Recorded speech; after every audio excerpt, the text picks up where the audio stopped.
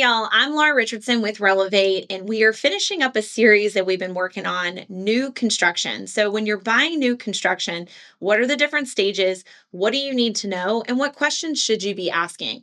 Well, today we are on our final episode of the series. So, the home is now complete, everything's been done, and you're kind of heading to what normally would be your closing day. So keep in mind, if you're building a custom home, typically it's done as a pre-sale or even with a CP loan, that construction to permanent. You probably technically closed on your home before you even started building it, meaning you had to pay a lot of funds, money up front, buy that land. So you probably already had one, maybe even two closings happen months ago. It feels like it's been a hot minute. So, with that in mind, your closing day is a little atypical. So, we kind of call this the key transfer day, but there's still some really important things that you need to do either the day before or the day of the key transfer. So at this point, you have already done your blue tape walkthrough, your new homeowner orientation, where you got oriented with where everything was in the home, how to use those appliances, what warranties need to be filed, and all of those really meaty details. This probably would have been anywhere from a 2 to 4 hour appointment. But then there was this gap period between when all of these things were found and talked about to when you get your keys. So think about this. You have so many different vendors, subcontractors, and just bodies who are walking through the house and they're finishing up all the little odds and ends that you found during the last stage. But have they all been done?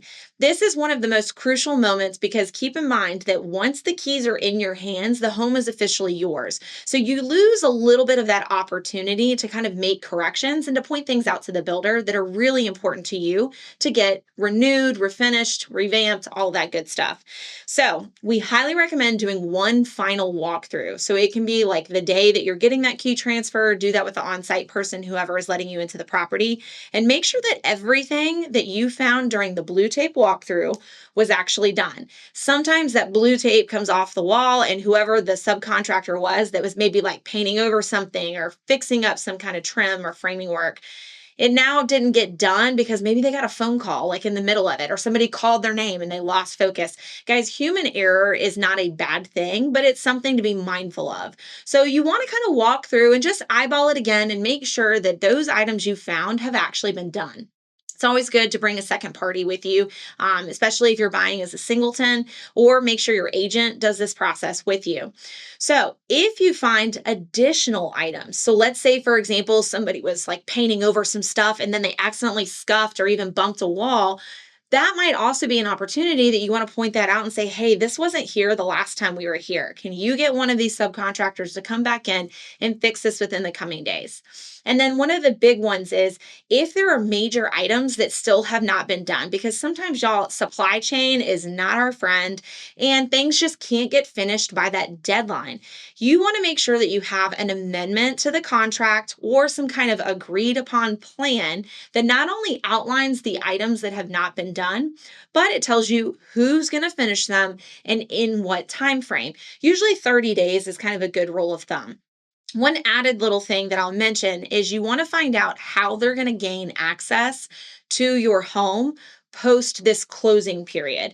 So sometimes a vendor lockbox can be left on the front. Maybe you give them an extra key that they return later. There's a lot of different variations, but especially if you're somebody who's maybe moving here from another state, so your final day, your final walk ends up being maybe a month or even 6 months before you plan to move into the home, because that does happen.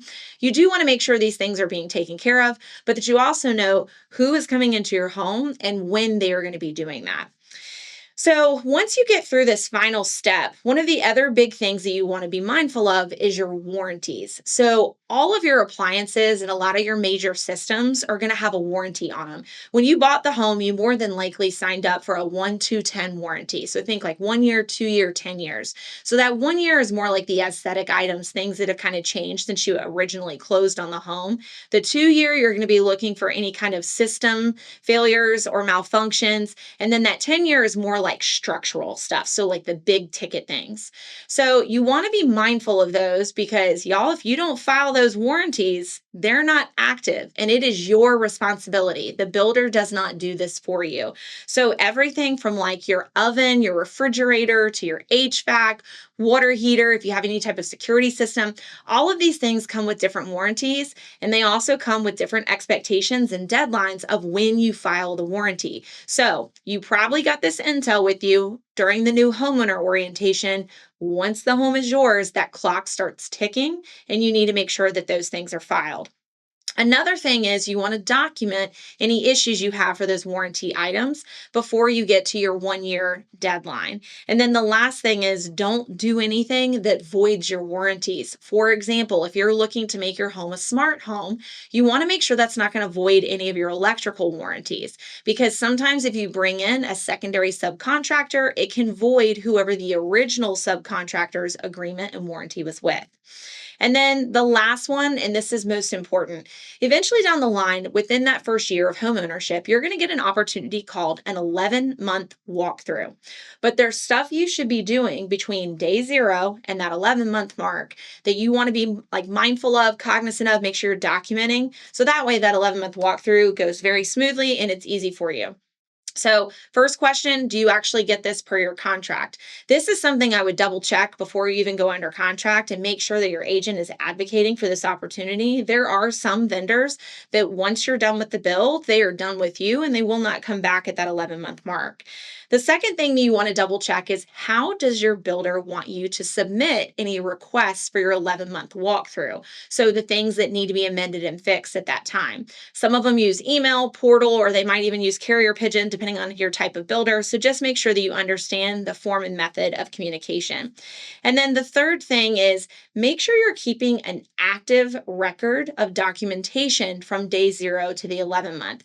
I always recommend to my clients to maybe use a Google Doc because it's a live document that multiple people can have access to, and y'all can just add photos and track things over a timeline. There are a lot of things that the builder will take seriously if you can show that things have gradually changed and gotten worse over a period of time. Sometimes there's certain issues that if it changes too much within a few month period, that's showing that we have a bigger issue. But if you only show them that end photo or point it out in your 11-month walk, they may not look at it in the same light. So it's really important to do that. And then once you're done, it's an easy PDF to download and give to 2 different people. The first one is your home inspector. You want to make sure that you call your home inspector back in before that 11-month walkthrough so that you can get that third party kind of take on things. They're also going to catch some stuff maybe you didn't, but then you've got a written record that they can also kind of go through and tell you if these things are a big deal. That PDF will then go in conjunction with the home inspector's report. You give it directly to your builder, and then you get those things amended free of cost per the original contract. So hopefully this little timeline has been helpful to each of you. If you have any questions about the process of building your dream home, feel free to reach out to us with the contact information that is below in the description of this video. I'm Laura Richardson, and we will see you next time.